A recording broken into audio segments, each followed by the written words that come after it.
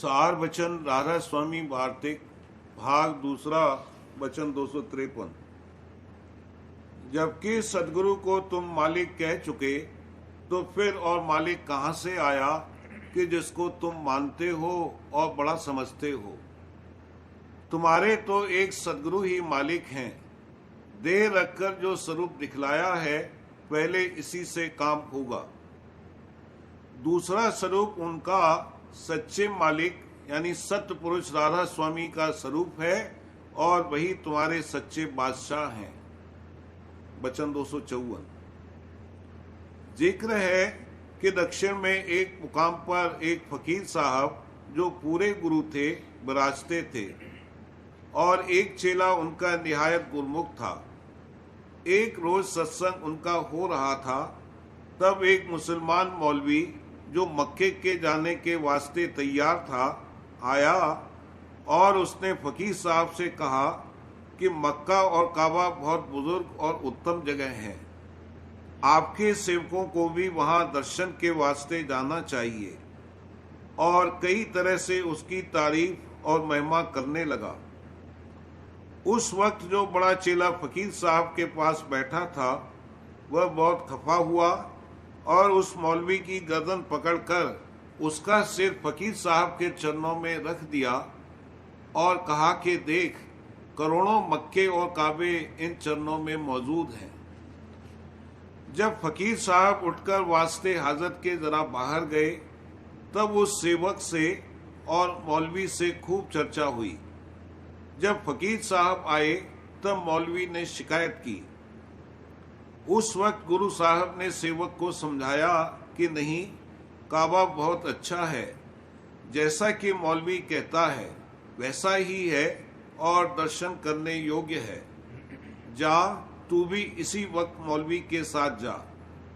वह सेवक पूरा गुरमुख था, हाथ जोड़कर खड़ा हो गया और कहा कि जैसे हुक्म गुरु साहब का।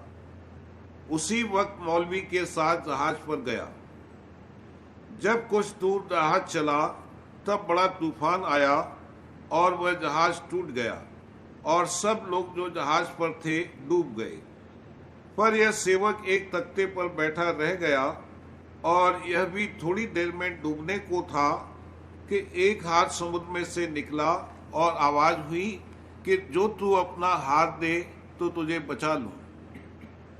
तब सेवक ने पूछा कि तुम कौन हो।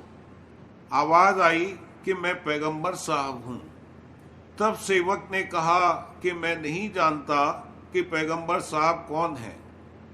मैं सिवाय अपने गुरु साहब के दूसरे को नहीं जानता हूं। तब वह हाथ छिप गया। फिर थोड़ी देर पीछे जबकि यह सेवक तख्ते पर बहा जाता था और गोते भी खाता जाता था, दूसरा हाथ निकला और कहा कि हाथ पकड़ ले, तुझको बचा लेवें। सेवक ने पूछा कि तुम कौन हो। आवाज आई कि हम खुदा यानी ईश्वर हैं। इसने वही जवाब दिया कि मेरा खुदा तो मेरा गुरु है, दूसरे खुदा को मैं नहीं जानता। तब वह हाथ भी छिप गया। जरा देर के पीछे फिर तीसरा हाथ निकला। यह हाथ उसके दादा गुरु का था। उन्होंने कहा कि मैं तेरे गुरु का गुरु हूं, मुझे तू अपना हाथ दे, मैं तुझको निकाल लूं। तब उस सेवक ने जवाब दिया कि मैं सिवाय अपने गुरु के अपना हाथ किसी को नहीं दे सकता हूं, कोई क्यों न होवे। चाहे मैं डूब जाऊं चाहे जिंदा रहूं, मैं सिवाय अपने गुरु के किसी के कहने से नहीं निकलूंगा। तब वह हाथ भी गुप्त हो गया। फिर आप गुरु साहब आए और उन्होंने सेवक को गले लगा लिया और फौरन अपने मकान पर ले आए। अब मालूम करो कि पैगंबर साहब और खुद ईश्वर और गुरु के गुरु ने जो आवाज दी थी वह इसके इम्तिहान और परीक्षा के वास्ते थी। और जब वह गुरुमुक्ता में सच्चा और पूरा उतरा उस वक्त गुरु साहब आप प्रकट हुए और उसको बचा लिया। अब जीवों को चाहिए कि जहां तक बने इसी तरह की मजबूत और सच्ची प्रीत और प्रतीत सदगुरु की करें। वचन 255। जो पतिव्रता स्त्री है वह सिवाय अपने पति के किसी को मर्द नहीं जानती और सबको नामर्द समझती है, यानी नपुंसक जानती है, बल्कि अपने माँ बाप की भी प्रीत भूल जाती है। ऐसे ही जो सदगुरु के सेवक हैं उनको भी चाहिए कि सिवाय अपने सदगुरु के और किसी को अपना मालिक और मुक्तिदाता न समझें। और जो पिछले संत हुए हैं उनको जब तक माने कि जब तक उनको अपने वक्त के पूरे गुरु नहीं मिले, और जब सदगुरु मिल जावें फिर पतिव्रता की तरह जो कुछ समझें उन्हीं को समझें और दूसरे पर भाव न लावें। वचन 256। जो कि बिचौलिया होते हैं वह सगाई और शादी कराकर स्त्री और पुरुष को मिला देते हैं और उस स्त्री को समझाते हैं कि देख, तू सिवाय अपने पति के और किसी से प्रीत मत करियो और हमसे भी इतनी ही प्रीत रख कि जैसे औरों से बरतती है।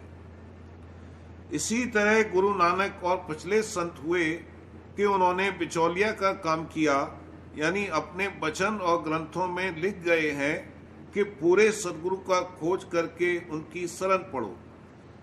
जिन्होंने उनके वचन माने और सदगुरु पूरा खोज कर उनकी शरण ली, उनको चाहिए कि अब सदगुरु को ही अपना मालिक और पति समझें।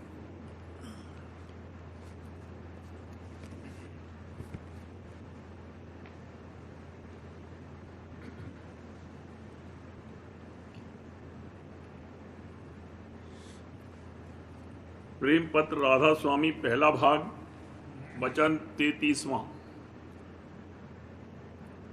सच्चे और पूरे गुरु की पहचान जल्द नहीं हो सकती। इस वास्ते पहले उनके साथ साध भाव का बर्ताव करे और सत्संग और अभ्यास करे जावे, तब कोई दिन में कुछ कुछ परख आती जावेगी। संत मत और संतों की वाणी में सदगुरु की महिमा बहुत से बहुत सुनाई और कही गई है, और संत सदगुरु नाम उन्हीं सत्य पुरुषों का है कि जो सत्यलोक और राधा स्वामी पद में पहुंचे और सत्य पुरुष और राधा स्वामी के स्वरूप से जिनकी एकता हुई, उनकी महिमा जिस कदर करी जावे वो कम से कम है। ऐसे सदगुरु दुर्लभ हैं और जो किसी को मिल भी जावे तो पहचान नहीं आती, क्योंकि संसारी और दुनियादार जीवों की ताकत नहीं है कि सच्चे और पूरे महात्माओं की पहचान कर सकें। इस दुनिया में इस कदर गुरुओं की भीड़ भाड़ और कसरत है, और वे सब धन और मान के चाहने वाले हैं कि उनमें से सच्चे और पूरे गुरु की छांट और पहचान करना बहुत मुश्किल है। जो कोई पोथियां पढ़कर और उनमें से लक्षण महात्माओं के समझकर अपनी विद्या और बुद्धि से सच्चों की जांच करना चाहे तो हरगिज नहीं कर सकता। पाखंडी और झूठे गुरु बाहर का रूप थोड़ी देर के वास्ते बनाकर चाहे धोखा देवें, पर जो पूरे और सच्चे हैं वे कोई रूप या स्वांग नहीं बनाते और जीवों के मुआफिक साधारण रहनी उनकी होती है।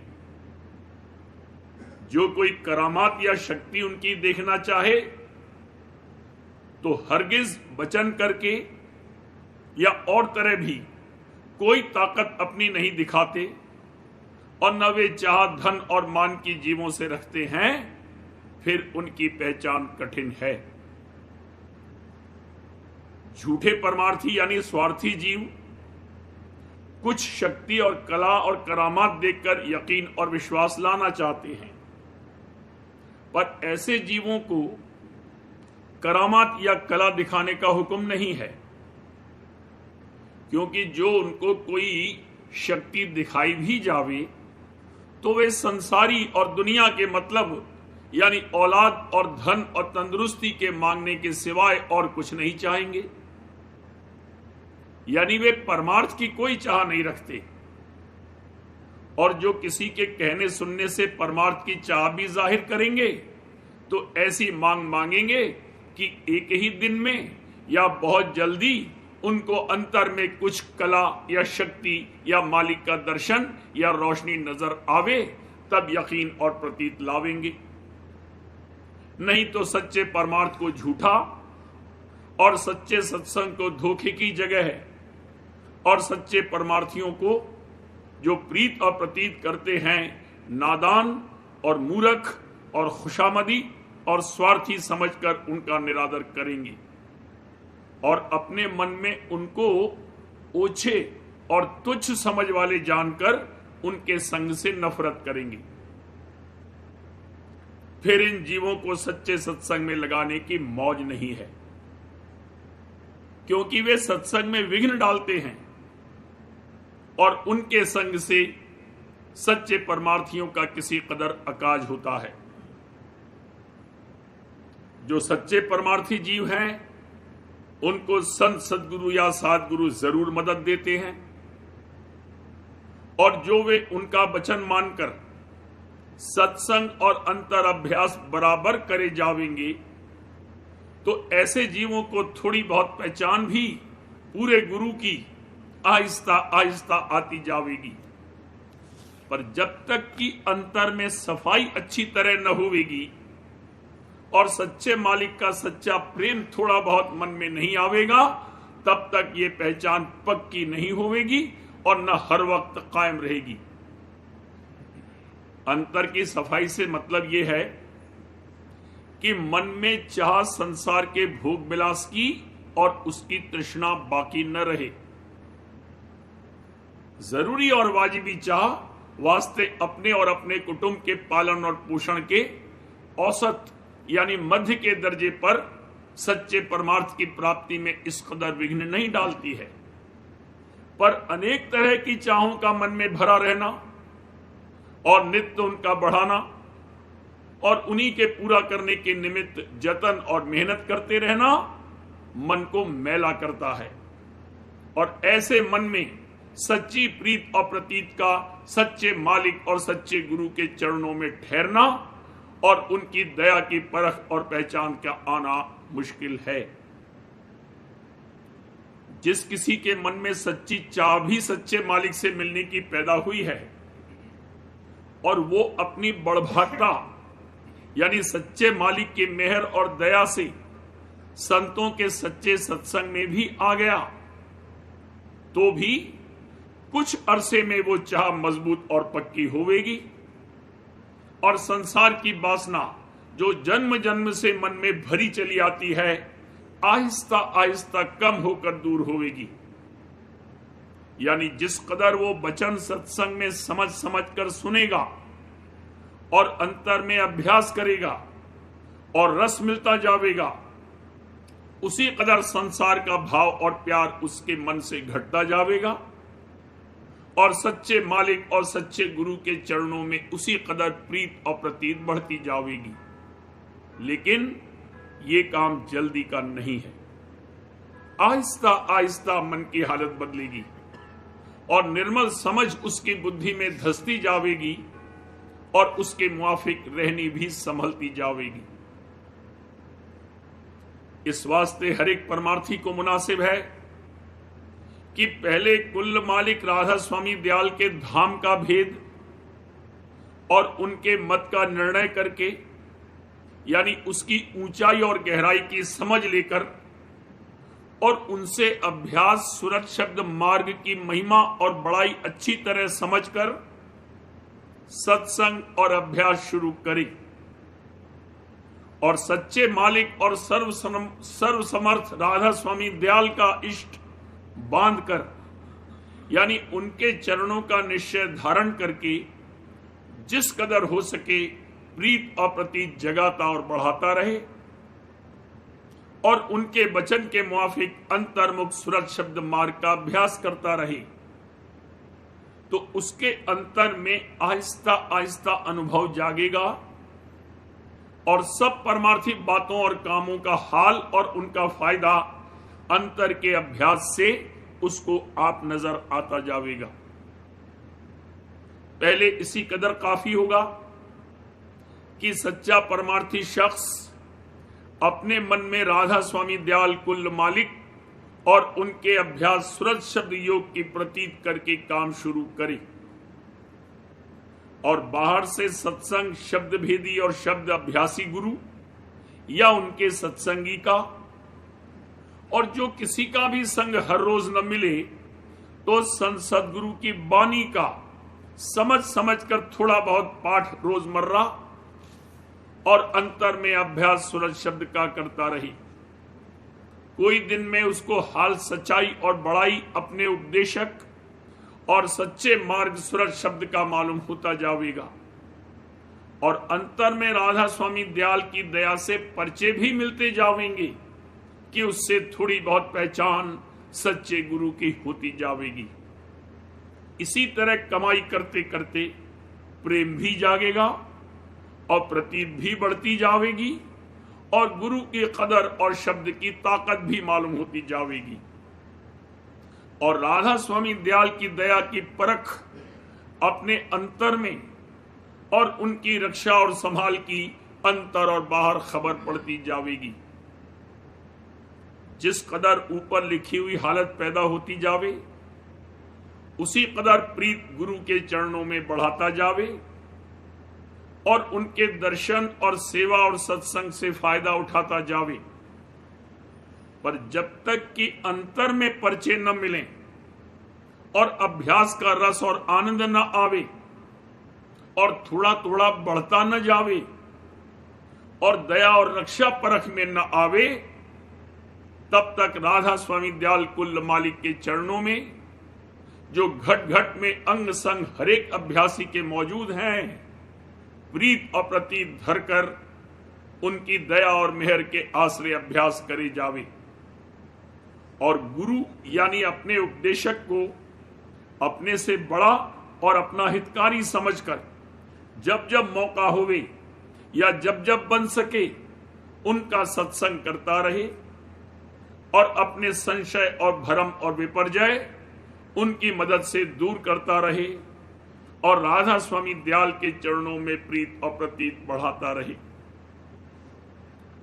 संसारी और संसारी गुरु निंदा से डरते रहते हैं कि कहीं उनके सेवक उनसे फिर न जावें और आइंदा को सेवकों की तादाद बढ़ाने में कसर न पड़े। पर सच्चे और पूरे गुरु जानबूझकर अपनी निंदा कराते हैं कि जिससे संसारी जीव उनके सत्संग में न आवे, और सिर्फ सच्चे परमार्थी जो कि उस निंदा को सच्चे परमार्थ का सबूत समझकर ज्यादा शौक के साथ लगेंगे, उनके सत्संग में शामिल हुए। सच्चे गुरु ये अभिलाषा नहीं रखते हैं कि हमारे सत्संग में भीड़ भाड़ होवे और नाम मशहूर होवे, बल्कि वे ये चाहते हैं कि चाहे थोड़े जीव आवे पर सच्चे परमार्थी होवे। बसबब निंदा के आम जीव आप ही उनके सत्संग से दूर रहते हैं और संसार की निंदा के डर से उनके पास आने से डरते हैं।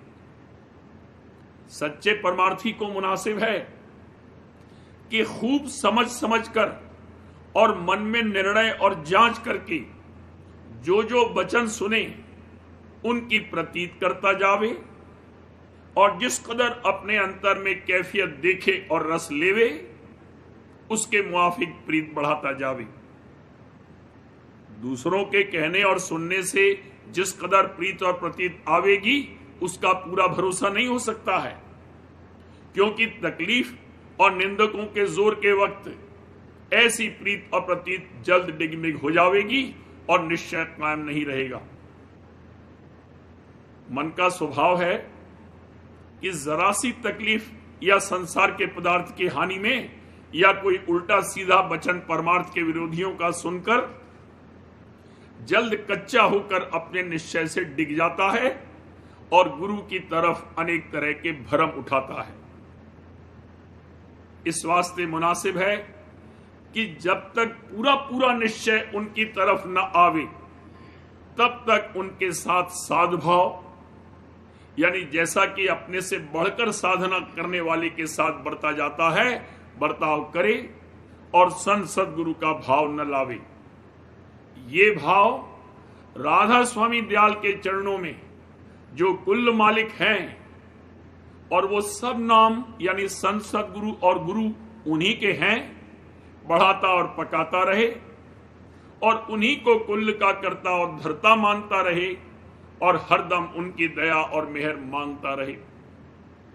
वे अपनी कृपा से ऐसे सच्चे अभ्यासी की हालत आप दिन दिन बदलते जावेंगे और जिस कदर उसको उनके चरणों में और गुरु और साध के संग प्रेम सहित बर्ताव करना चाहिए, कराते जावेंगे और आहिस्ता आहिस्ता उसके अंतर की दृष्टि खोलते जावेंगे, यानी अनुभव जगाकर समझ बूझ बढ़ाते जावेंगे।